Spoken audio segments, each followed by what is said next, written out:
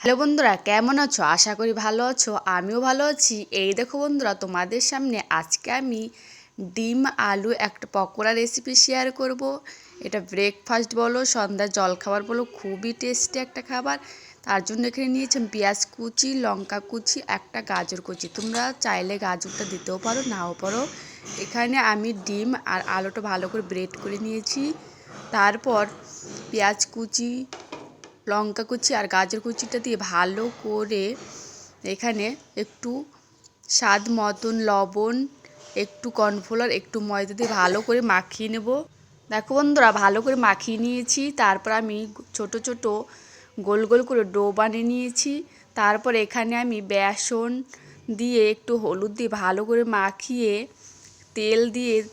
তেল গরম হলে এক এক করে এইভাবে ছেড়ে দেব। দেখো বন্ধুরা, দিতে না দিতে কি সুন্দর ফুলে উঠেছে আর দেখতেও কি সুন্দর লাগছে। দেখো বন্ধুরা, কি সুন্দর হয়েছে আর খেতেও খুবই ভালো লাগে। খুব একটা হেলদি খাবার, বাচ্চাদের জন্য খুব ভালো, বড়দের জন্য ভালো। আর দেখো বন্ধুরা, এইভাবে আমি উল্টে পাল্টে সবগুলো ভেজে নেব। আর ভিডিওটা কেমন লাগলো বলবে প্লিজ কমেন্ট করে। আর প্লিজ আমাকে সাবস্ক্রাইব করবে, আমার পাশে থাকবে এরকম নতুন নতুন ভিডিও পাওয়ার জন্য। তার জন্য এখানে নিয়েছি আমি একটা টিস্যু পেপার। এই দেখো রেডি। কেমন লাগলো ভিডিওটা বলবে।